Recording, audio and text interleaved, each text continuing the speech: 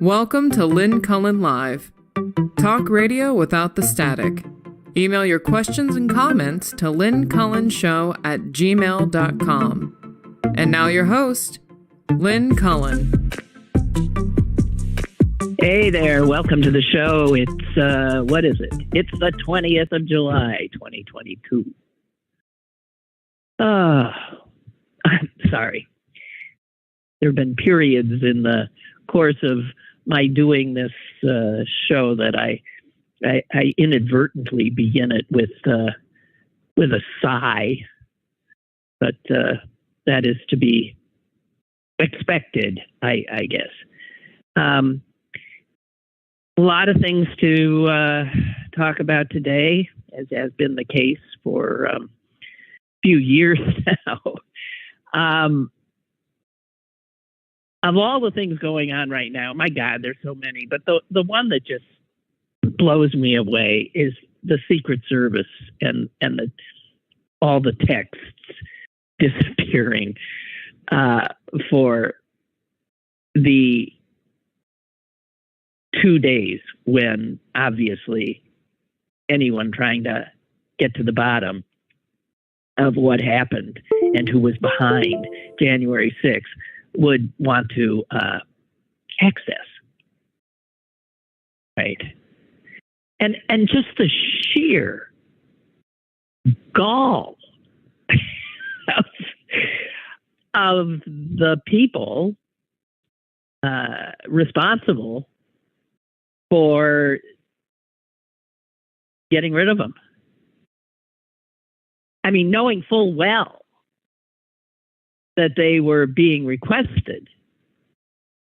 And then having the unbelievable chutzpah to just say, well, we were switching out systems, or somebody else said something different. We were, blah, blah, blah. This was a long planned migration of, and things were lost. Oh, yeah. How incredibly convenient. Their story changes. It doesn't add up in terms of the fact that they knew that these texts had been requested by the select committee even before they then went on with supposedly this switching out and migration and whatever. What unbelievable. It's reminiscent, of course, of Watergate, in that once it was found that, oh my God, you mean everything going on in the Oval Office was taped? Well, give us the tapes, says the Watergate committee. We're subpoenaing the tapes. Come on, give us the tapes. And oh my God, how did that happen? There was 18 minutes of one tape that just sort of, it just disappeared right at the time that quite clearly something incriminating was being said. It's almost, it reminds me of something a child would think they could get away with.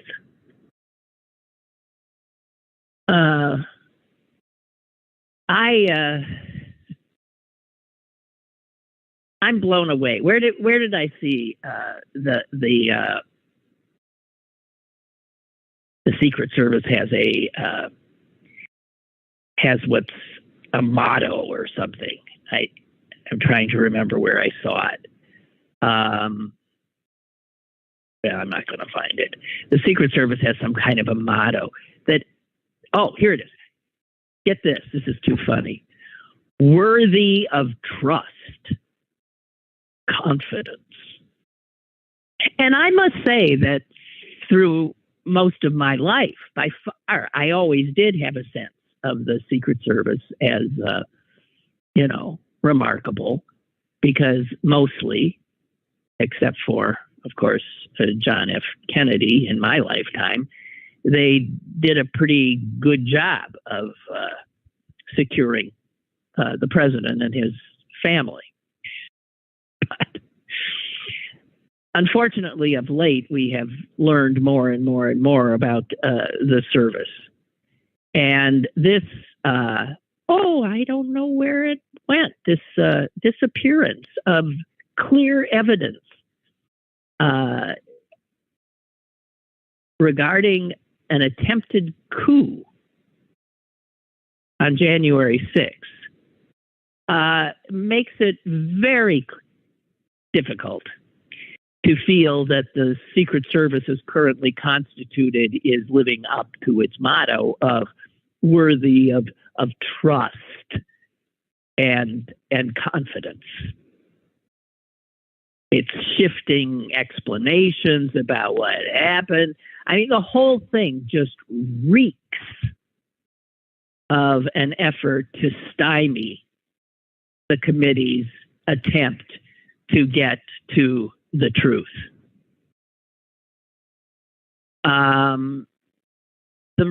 The fact that former Secret Service people are saying that this is just unbelievable in terms of the way records are supposed to be handled. The fact that leaders of the Secret Service would have known that these particular records and texts would be definitely considered evidence in a deadly occurrence at the U.S. Capitol, in which the Secret Service clearly played a role. Add that to the fact that even the Vice President of the United States, who had who was supposedly the intended person to hang from the gallows that had been put up by the insurrectionists, was clearly at physical risk of being assassinated. And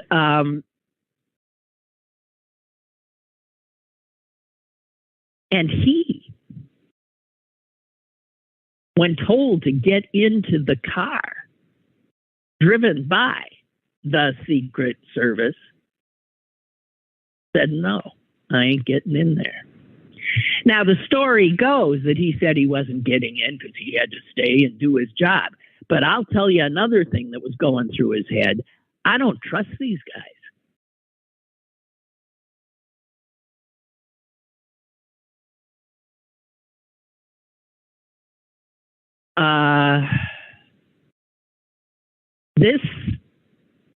And the thing I don't, and I'm no, God knows, I'm not somebody who understands technology and all of this, but it seems to me that law enforcement and others seem to be able to get things that end up disappearing from computers and these phones are essentially little computers, that they can retrieve these things. But maybe these guys would know how to make them literally irretrievable. So I don't know. But one of the people, and I was blanking on his name the other day, who I think is probably pivotal, is Anthony Ornato, because he was the guy who was and is still, I believe, Biden has retained him, the deputy assistant director of the Secret Service. And he headed Trump's security detail until Trump, seeing somebody who was so simpatico, I believe, decided to make his the head of his Secret Service detail, Ornato, a White House deputy chief of staff. And this guy is still in a position of power. While he was in his dual positions, he was behind and helped coordinate that infamous walk that Trump and others, Trump with Bible in hand, I believe, took across Lafayette Park when the police and the military went after those peaceful demonstrators in the park.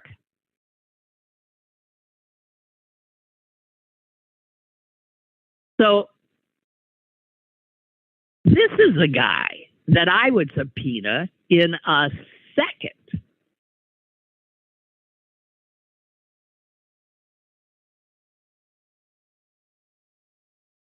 And why the hell Biden hasn't booted him, I don't know. Some of these guys in the Secret Service need to be deposed. And I think I mean that in more than one way. Because this, I'm sorry, just doesn't pass the smell test. Not even close.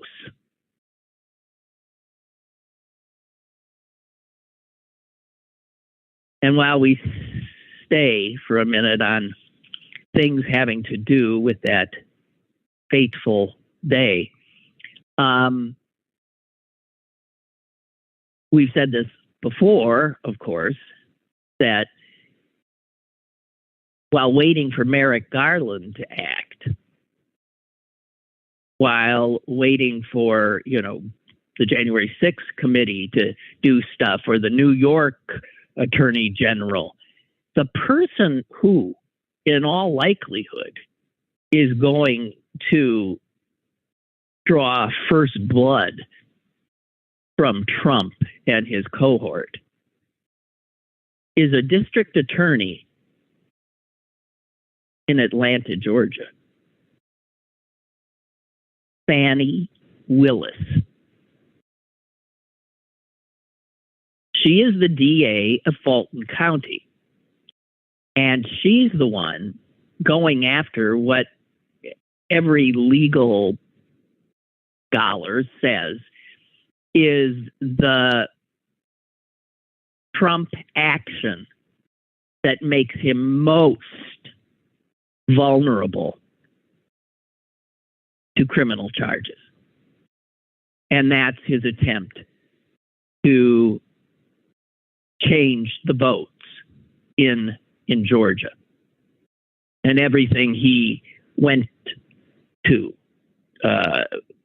everything he attempted through phone calls, which are on tape, through Rudy Giuliani's machinations, through Lindsey Graham's phone calls. And all of these people are now being called before her grand jury. And she has just broadened her scope by telling the bogus slate of electors, the Trumpies, who said, okay, even though we aren't really the electors, we'll say we are. That's 16 people. She has told all of them, informed them, that she's looking at them as potential people facing criminal charges, which would include election interference. But if you start with them and then you work toward the head of who caused them to do what they did, this case brings you very clearly to Donald Trump and the tape phone call.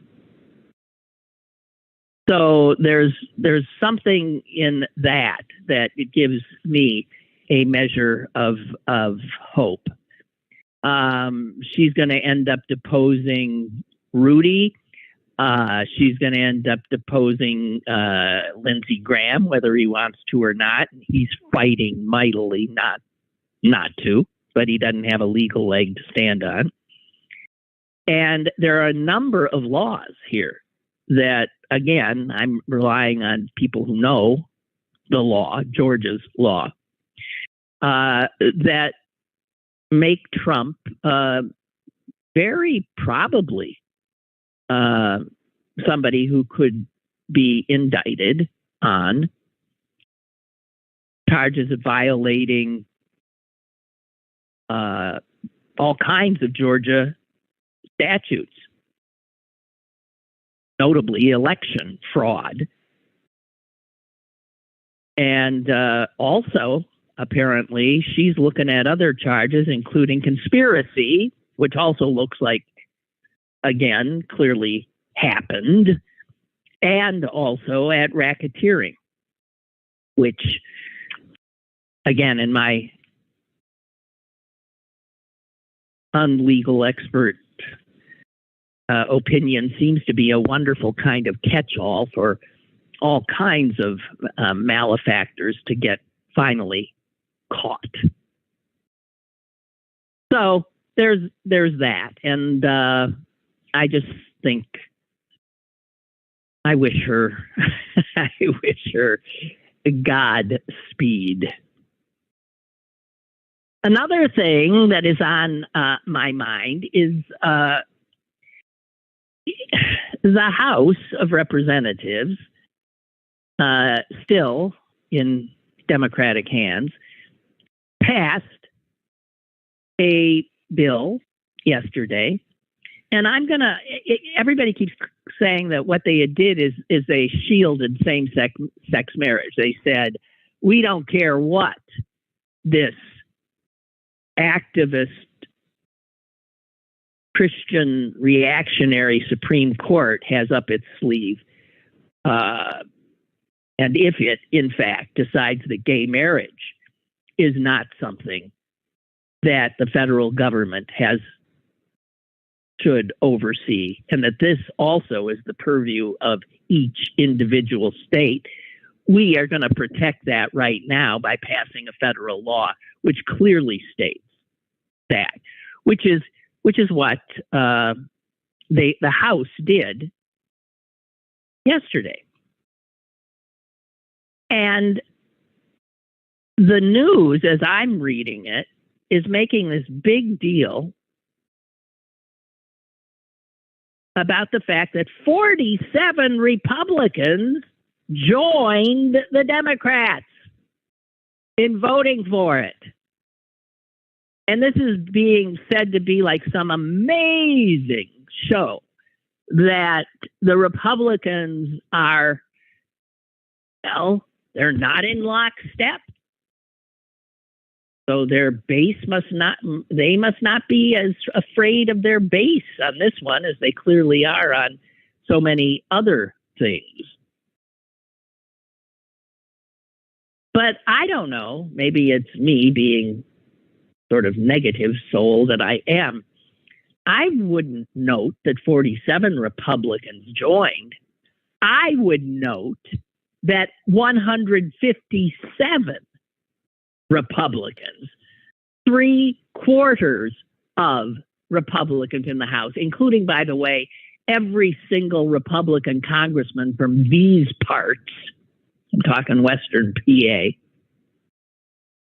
voted against a law that essentially says you can marry who you love. Now, I'm a little confused because everybody seems to be talking about this as if it's all about gay marriage, but looking at the bill that they voted on, it's more than that. It was, I'm going to find it for you. I'm going to read it. Not all of it. But here, the bill, this is from the bill.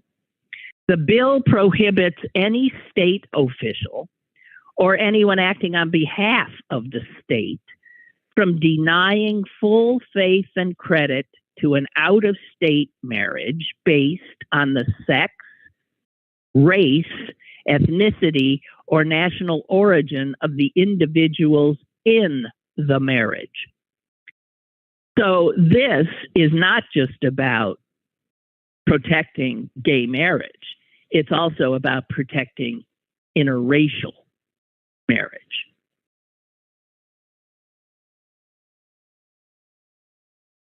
And 3/4 of Republicans in the House of Representatives said, I ain't voting for that.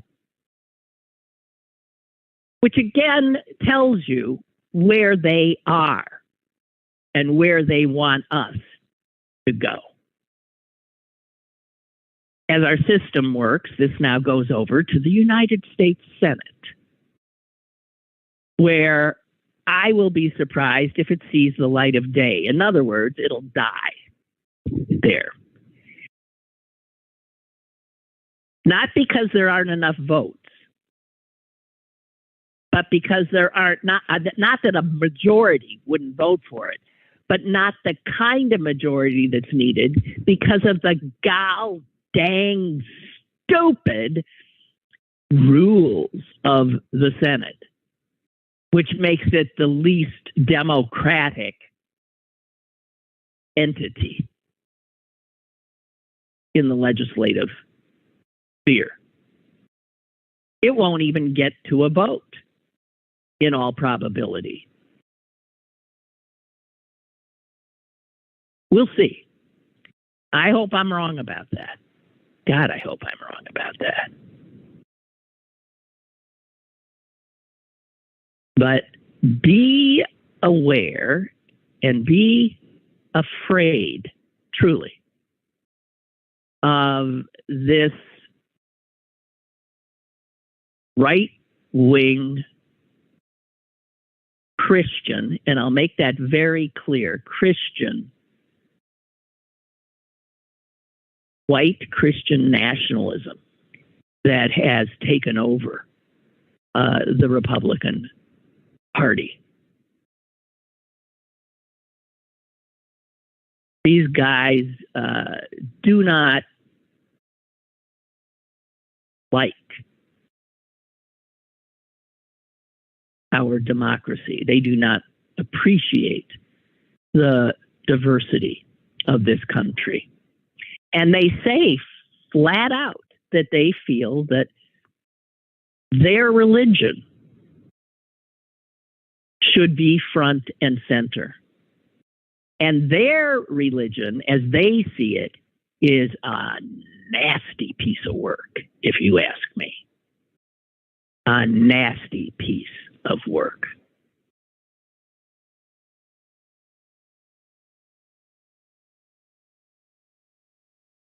Hobby Lobby. That's a place I've never set foot in and never will, because Hobby Lobby is a business owned by one of these people. And damn, Hobby Lobby took out a full page ad that if you read the entirety of the ad,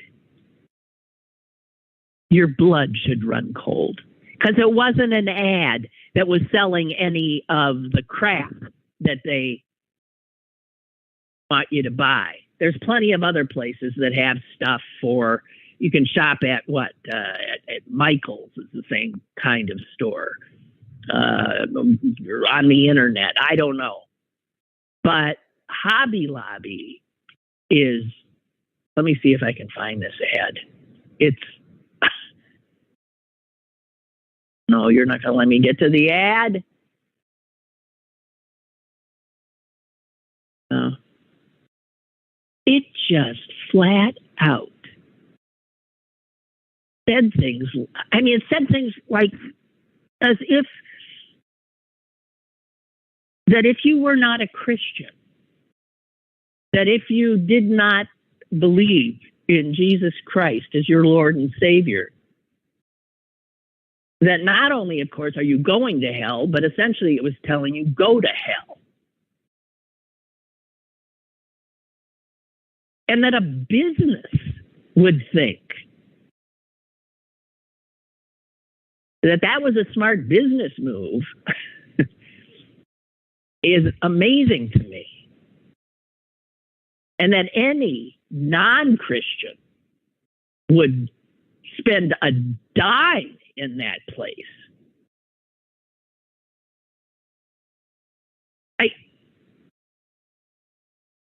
It had all these things. I look it up if you can. It says essentially that only Christians should be able to run the country, that this was a Christian nation, and anybody in it that wasn't Christian.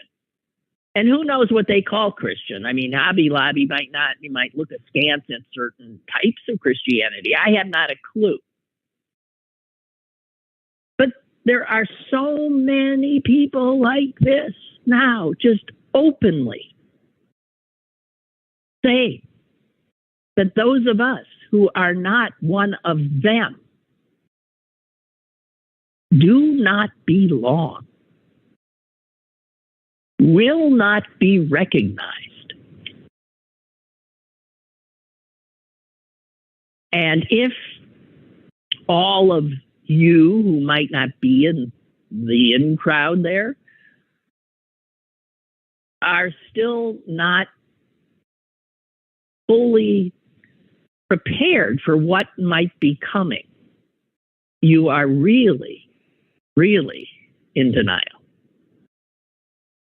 These guys have not been subtle about their intentions, and they quite clearly are working toward them. And the fact that they have secured an entire branch of the government with extraordinary powers, that would be the Supreme Court, for certainly my lifetime, for generations probably. We are in real jeopardy. You know, there was another bill that came up that got, I didn't see any coverage of this. There was another bill that came up in the House, and this was a defense measure. I think it was, you know, the kind of bill that is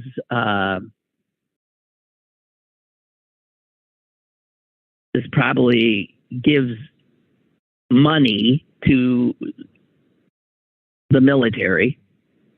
Let me see if I can find. It was the 2023 Defense Programs Bill. And there was an amendment to the bill which said that the U.S. military should spend a little bit of that money on looking into neo-Nazis within it.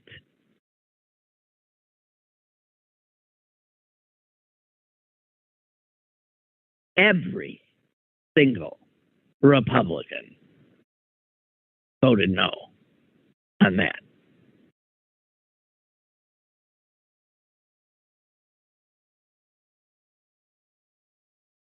Neo-Nazis? Those are our buddies. Are you kidding me? Why would we not want them there? Seriously. Oh, God. I'm jumping all over the place today, guys. You'll have to forgive me. Well, you don't have to forgive me, but I'm just doing that. Because I've got all these little things that I haven't gotten around to. Hey, something pretty astonishing happened in these parts yesterday, something that had never happened before. When Allegheny County changed its form of government, when the hell was that? Maybe about 15, 20 years ago. Used to have commissioners running it, and then they went to a county executive and a county council. It was pretty clear that this was a form where the legislative branch, the county council, was clearly under the thumb of the executive. As I have watched the news over the decade or so, it's rare that anything happens that the county executive, and that would be Rich Fitzgerald, doesn't want to happen. He has remarkable powers. And the county council yesterday did something it's never done. It overrode a veto by Rich Fitzgerald, the county exec. His head must have exploded. Every one of the members of that council, but for 3, voted against him.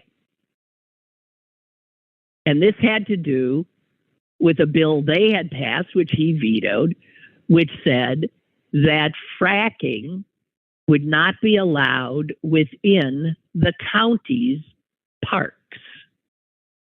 That the parks in the county were for the people, and they were not for doing the dirty business of fracking. That was not the intent of having county parks. And Fitzgerald vetoed it. And everybody assumed that was that because that's always been that. No one, they've never overridden any veto of his. Well, can't say that anymore, because they did. And that's worthy of note.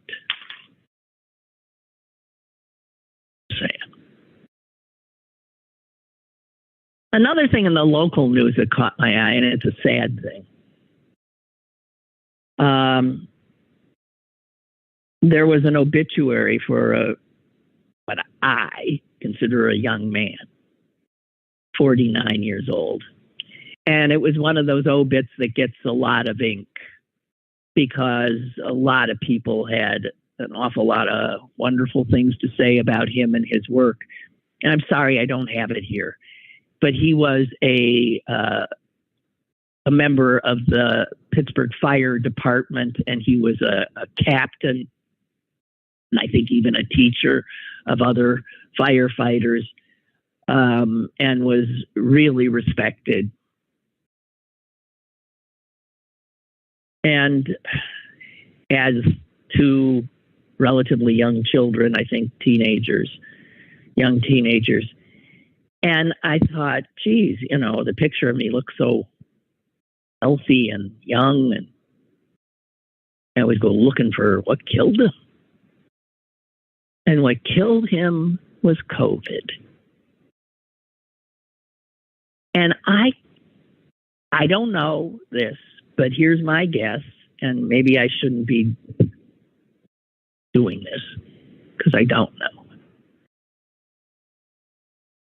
But what I do know of the statistics and what the people are telling us is that the people who are dying of COVID now are those that didn't get vaccinated. And I'm thinking, I wonder, my God, why would that this death is just so unnecessary that, my God, my 99-year-old mother just beat back COVID.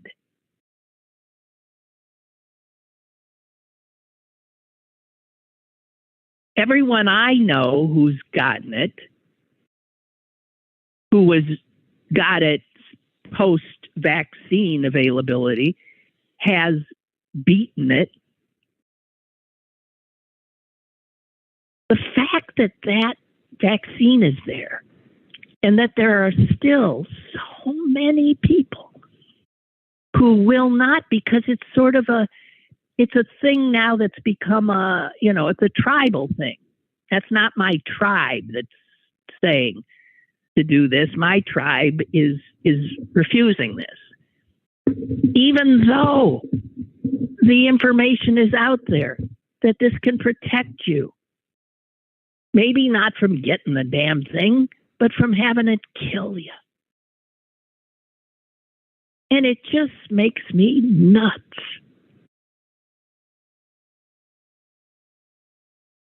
And so now that there's this new surge, this new incredibly communicative variant, why would somebody not choose to protect themselves and their children? And my understanding is that the number of people protecting their youngest children now that these vaccines are is really low. I guess I just want, my head always goes back. You know how there's some images in your head that you can never get rid of. I have no idea who this man was.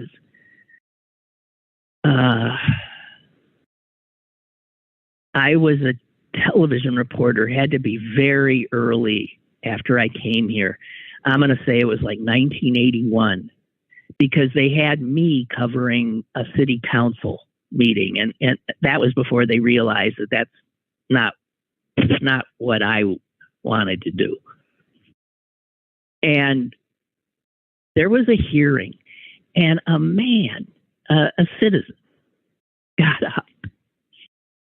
And he was so enraged and distraught, mostly just distraught. He was this bearded guy. He didn't look, he didn't look like he was somebody.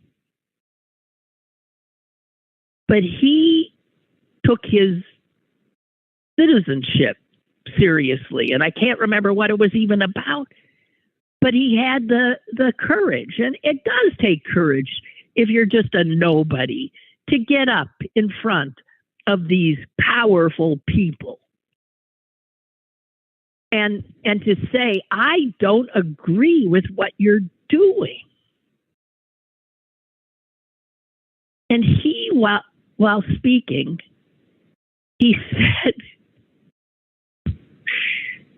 and maybe I remember it because I know I used it in my story because it was so emotional. It was so heartfelt. And I can't get his voice or that image out of my head. It's 40 plus years later.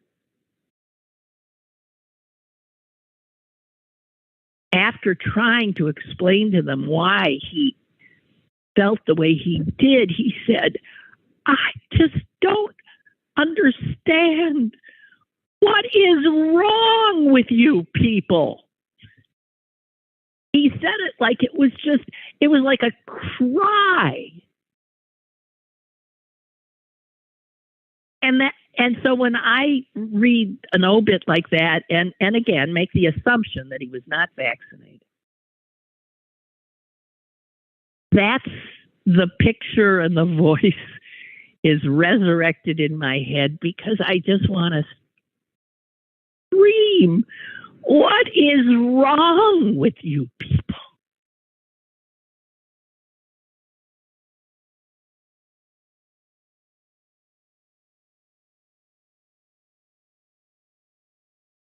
And I just want to say this because I'm starting to, in my peripheral vision, pay attention to it. Monkeypox. Because when that thing showed up, remember, we were initially told, nah, don't worry about it. It's no big deal. Since we've been told that, it has spread to, I forget how, there's more than 50 countries.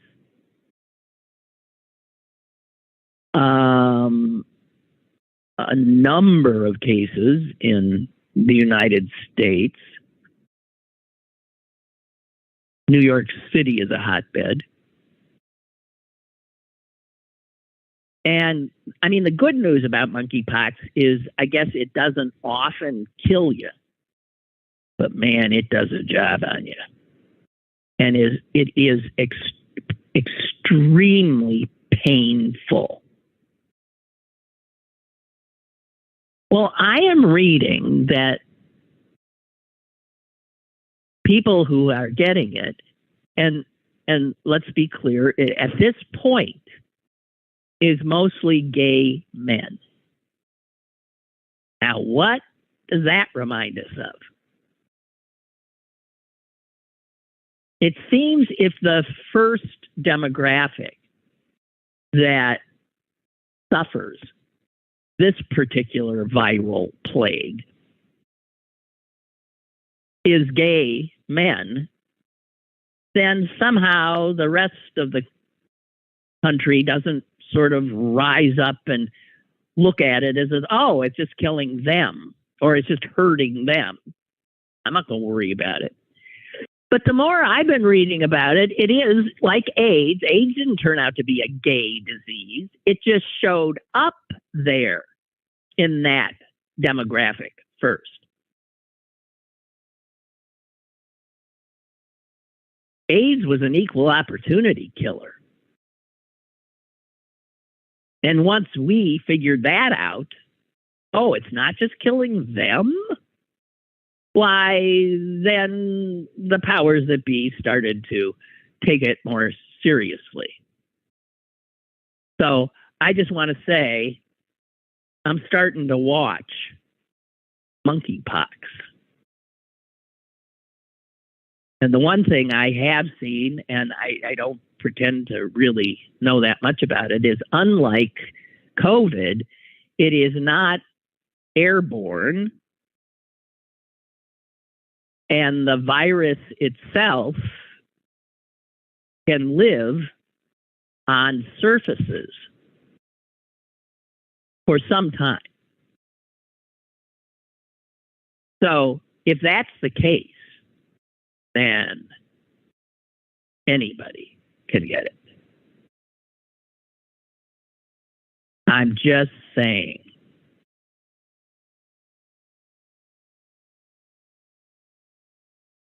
Regarding the Christian nationalist, I have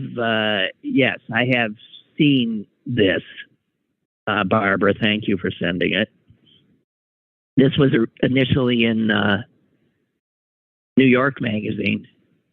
Boy, I got to tell you, the national media is really watching Mastriano, because he, of all the scary Republicans that have won primaries, is about the scariest.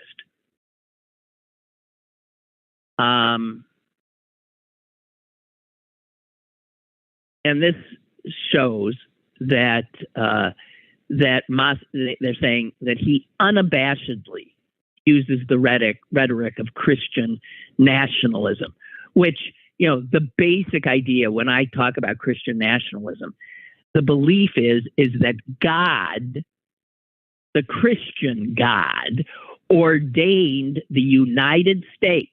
Yes, indeed, he did. You can bet he's a he. We were talking about that yesterday. Even though Susan quite accurately said, no, even Christians should recognize he's a they. The idea that God ordained the United States as a Christian country. And Christian nationalists reject the separation of church and state. And they want more and more Christianity in the public sphere, which the Supreme Court is very happily making sure does happen. And if, it says here, if Mastriano is elected, it would be the largest triumph for Christian nationalism ever. And a family that's giving him a ton of money, by the way. Here's again, I like to, vote with my dollars. which is why, again, I would not give a penny to Hobby Lobby. Even if they were the only ones who had something I had to have, I would go without it. So if you eat Martin's potato rolls, and a lot of people do, it's a Pennsylvania business, but they do very well. Martin's Dutch potato rolls. You might inadvertently be eating them when you go to a restaurant, because a lot of restaurants use them as well. That family, the potato roll family, have been bankrolling Mastriano. I'm just saying.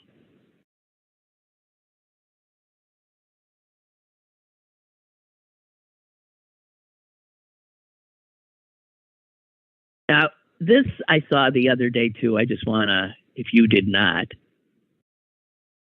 Mastriano has also paid $5,000 in consulting fees for his campaign to a social media platform, which is called Gab, G-A-B. Now, Gab sort of acts like a like Twitter, only the people on Gab are off the charts right wing. In fact, Bowers, the guy who walked into Tree of Life and slaughtered 11 Jews, was a major user of Gab.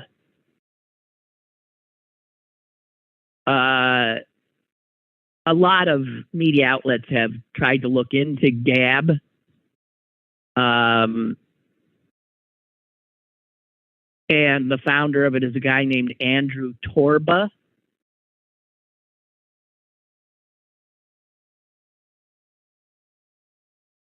And the day after a gunman went in and slaughtered 10 black people in Buffalo, Torba posted on his platform, Gab, this: the best way to stop white genocide and white replacement, both of which are demonstrably and undeniably happening, is to get married to a white woman and have a lot of white babies. So after all these black people are slaughtered, this guy doesn't say boo about that, because that's okay with him, because the people who get on Gab are the kind of people who mow down blacks and Jews. And this is where Doug Mastriano goes for consultation.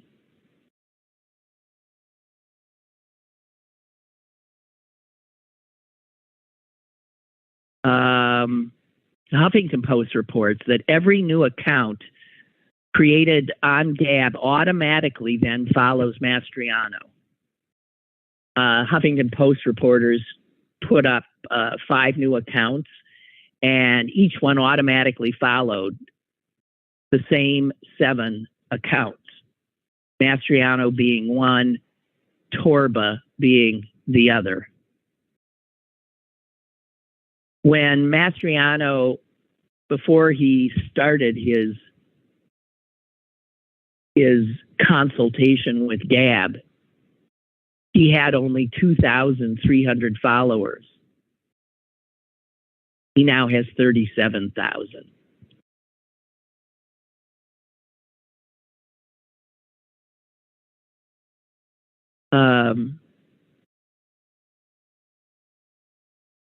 Mastriano, I mean, if he wins, I don't know what I would do. I mean, I have to tell you, he is so dangerous, so obviously un-American.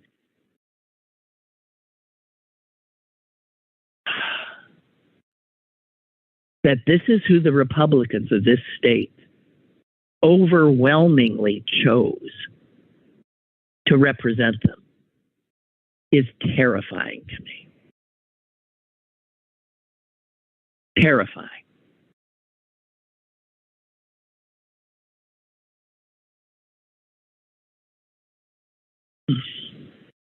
There's something I've been, I haven't ever gotten to this. I want to.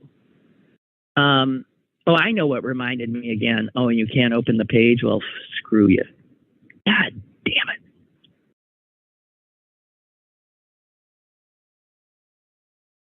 Ha!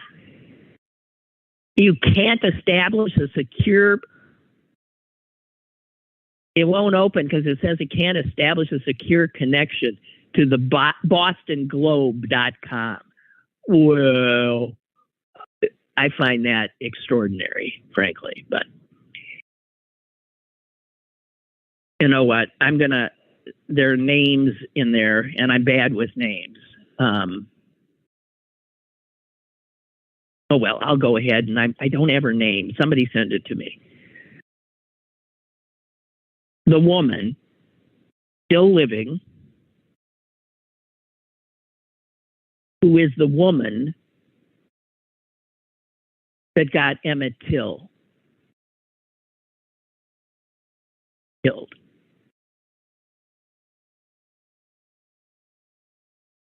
A young white woman at the time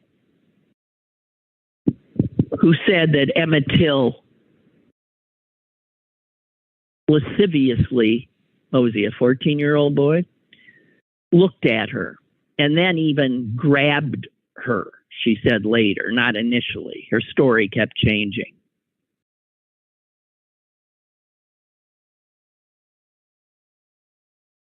And here's the thing.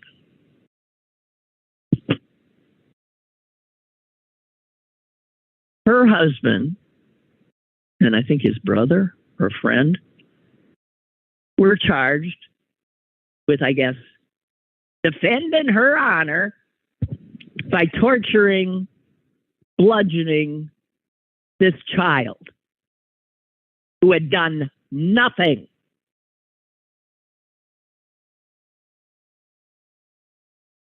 And they later, after, of course, an all-white Southern jury said, what? They're fine. After they walked free, of course, they admitted, her husband at least admitted, in a interview, because he couldn't be charged twice. And I guess that's before we had civil rights laws where the feds could come in and then go at him. There was no civil rights law that he had violated because no civil rights legislation had yet been passed. And so this guy gleefully admits, yeah, I killed him.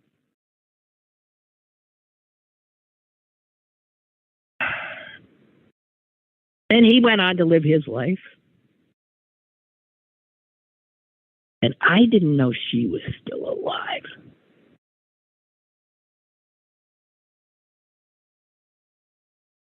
And someone found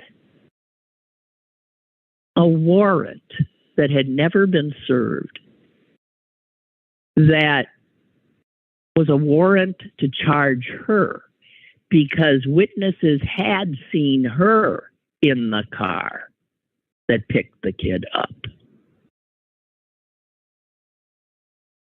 She made the false accusation that there was a warrant out for her that never got served, go figure. But apparently a warrant doesn't disappear just because time passes. And there are those who are saying, serve the warrant. The bitch is alive. That killer is alive. Go get her. And others, of course, are saying, well, that's just unseemly. She's an old lady. She's in her 80s now. 80 whatever. Late 80s, I think, maybe. Emmett Till would be maybe late 70s.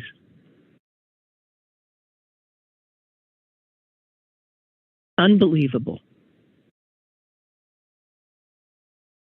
And I just want to say, what reminded me of this is that Charles Blow wrote a piece yesterday about how he has no sympathy for her. A lot of people are sympathizing. Oh, you leave the old lady alone. No, you don't. Just like the Germans are still going after everybody they can prove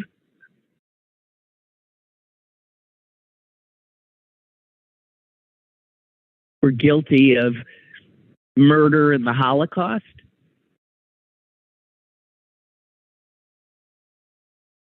They don't care if you're 102.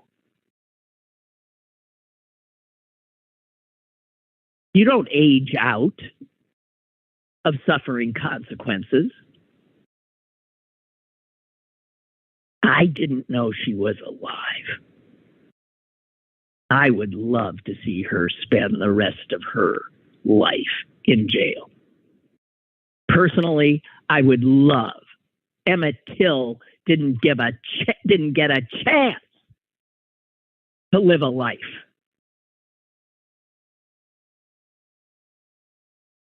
She did. She lived a full and long life. And she's a murderer. I don't understand why the feds don't go at her, even if the local or state authorities will not. I just don't understand. I don't understand much anything anymore. There was something else out of Texas, that figures.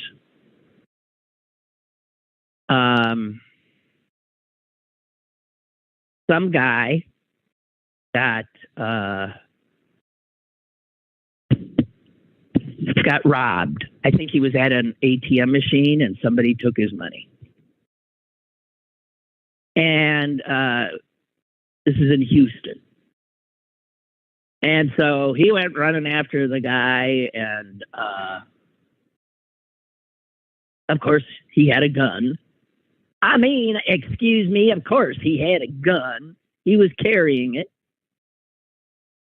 And then he thought he saw the guy in an SUV. So he fired at that SUV. And the guy was not in that SUV. But a little girl was, named Arlene Alvarez. He killed her. They didn't even charge him with any kind of murder. He was charged with aggravated assault. And he got hauled before a grand jury, and that grand jury in Texas, guess what? They let him go. They declined to indict the killer of an 8-year-old girl because they agreed with his attorney that he was acting in self-defense. How is that acting in self-defense? No one was shooting at him. Yeah, somebody had taken his money, but nobody was bent on taking his life. And so he gets to just start firing his gun. And if some poor soul, a child or whatever, ends up in the crossfire, well, we got a guy here who was defending his the right to his property.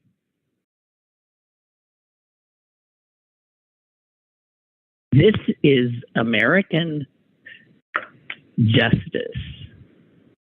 I so do not understand much of anything anymore.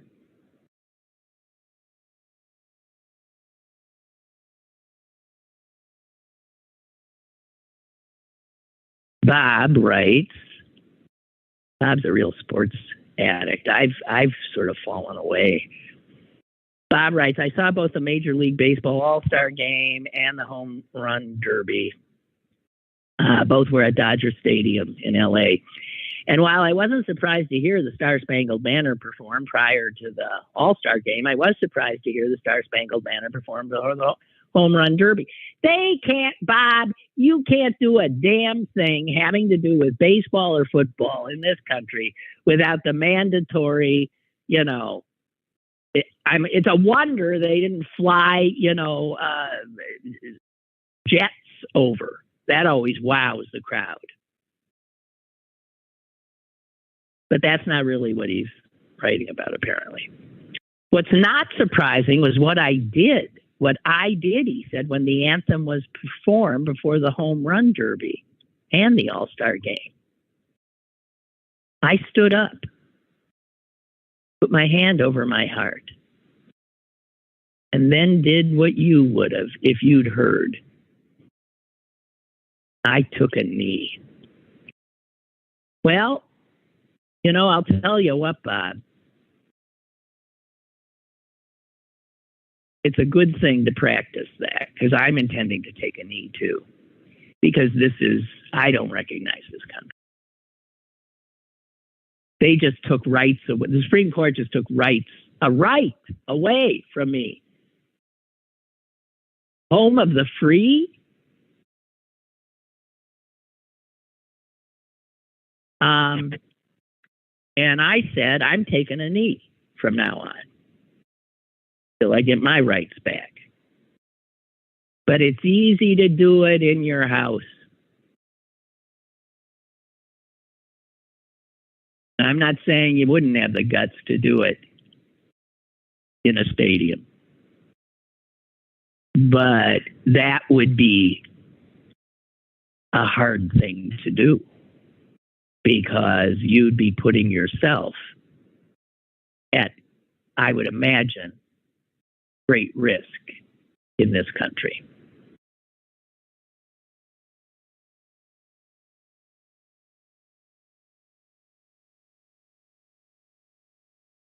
So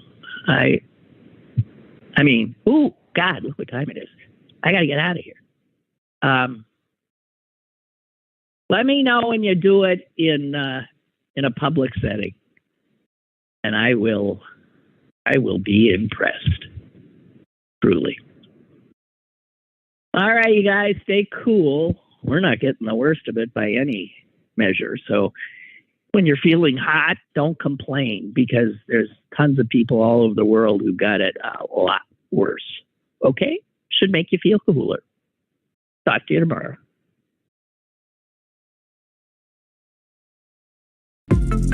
Lynn Cullen Live, Monday through Thursday from 10 a.m. to 11 a.m. and archived at pghcitypaper.com. The opinions expressed on Lynn Cullen Live are those of the host and do not necessarily reflect the viewpoints of Pittsburgh City Paper or its advertisers.